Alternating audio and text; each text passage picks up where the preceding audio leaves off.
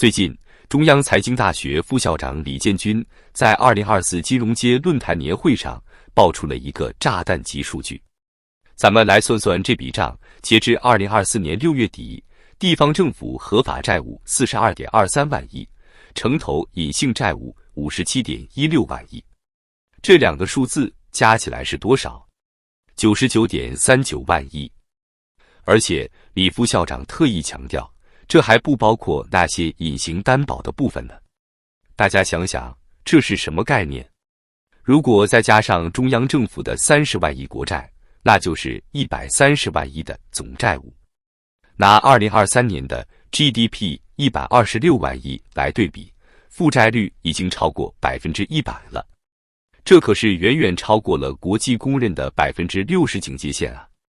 说到这儿，有朋友可能会说，这数字靠谱吗？会不会夸大了？来，我给大家做个分析。其实光看一个总量可能会觉得有点抽象，我们来看看地方的具体情况。现在衡量地方债务压力有两个关键指标，一个是地方负债率，就是地方债务跟地方 GDP 的比值；另一个是地方债务率，也就是地方债务跟地方综合财力的比值。这个综合财力包括了本地的财政收入、上级给的转移支付、土地出让金收入等等。数据显示什么呢？超过 60% 的省份，地方负债率已经超过了国际警戒线，而那些债务率超过 300% 的省份更是数不胜数。我给大家举几个典型的例子，天津、贵州、甘肃的负债率都高得吓人，重庆、天津、贵州的债务率更是触目惊心。而天津、重庆、贵州和甘肃这些地方，两项指标都差，简直就是双重灾难。有意思的是，这些高负债地区恰恰都是这些年大搞基建的地方。你看天津，前些年不是到处建开发区吗？现在好了，债务压顶了吧？贵州修了那么多高铁和高速，号称要把所有县都通高速，现在可好，债台高筑。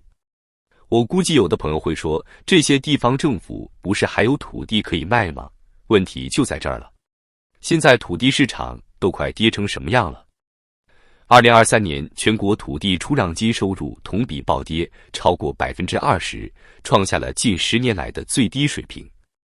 而且2024年的形势更不乐观，前2个月的土地出让收入又是大跌。更让人担心的是什么呢？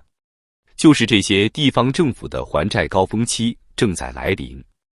根据统计，2024年到2025年将有超过 11.5 万亿的地方债到期。想想看，光利息支出就要占到很多地方财政收入的 20% 以上，这些地方政府拿什么还？说句不好听的，现在很多地方政府就跟一个负债累累的普通家庭一样，东借西凑，挖东墙补西墙。前2天新债刚发出来，马上就要拿去还旧债，这不是在玩击鼓传花吗？更可怕的是，这些债务数据还都是保守估计，因为很多地方政府的债务都藏在各种名目底下，比如 PPP 项目、政府购买服务、应付工程款等等，这些都是不计入官方统计的隐性债务。如果把这些都算上，实际债务规模恐怕要远超官方数字。所以说，李建军副校长公布的这个数据，与其说是一个警报，不如说是一个危险的信号。这个债务问题如果处理不好，那就真的是在玩火。但这还不是最可怕的，让我们再来看看另一个触目惊心的现象：中国最强大的28个民营企业巨头，现在已经有1/3倒下了。这些可都是改革开放40多年培育出来的明星企业啊！这28家企业的总资产超过10万亿元，曾经是中国经济发展的火车头。现在好了，一个接一个的倒下，简直就像多米诺骨牌一样。为什么这些巨头企业会集体倒下？说白了，这些企业很多都是权贵们的白手套。他们在高速发展时期，可以借助各种便利条件快速做大，可以轻松获得银行贷款，可以低价拿地，可以各种并购重组。但是当权力更替时，这些企业自然就要轮庄了。毕竟这种模式比起私有制世袭来说，轮流坐庄的效率要高得多。我们来看看这些倒下的巨无霸。先说说明天系，这个系有多大？它控制了44家金融机构，其中银行17家，保险9家，证券8家，信托4家。2016年资产规模超过3万亿。结果呢？2020年一把被接管了。这么大的金融帝国，说倒就倒了。再看看安邦系，这个就更吓人了。短短12年时间，从一个5亿注册资金的小公司，发展到资产将近2万亿的保险帝国，成为了仅次于中国人寿、中国平安的第3大保险集团。结果2018年突然被接管，创始人被抓，这背后的故事大家都懂的。海航系就更有意思了。2017年的时候，总资产高达 1.5 万亿，旗下有8家 A 股上市公司，3家港股公司。结果2021年也破产重组了。这么大的企业说垮就垮，从它的崛起到衰落，哪一步不是跟权力更替密切相关？更让人震惊的是中植系，这个系经营了29年，资产规模超过万亿。2024年初宣布248家企业一起破产清算。大家想想，248家企业同时倒下，这是什么概念？还有宜华系、德隆系、华信系、永金系、泛海系，一个个都倒下了。而且现在还有一批企业正在摇摇欲坠，比如宝能系，现在有超过369亿的被执行金额，70多条被执行人信息。万象系更是深陷信托违约的困境，多个产品都已经停止兑付了。我给大家算个账，这些倒下的民企巨头加起来至少有5万亿以上的资产规模。现在这些资产去哪儿了？都变成了一堆烂账。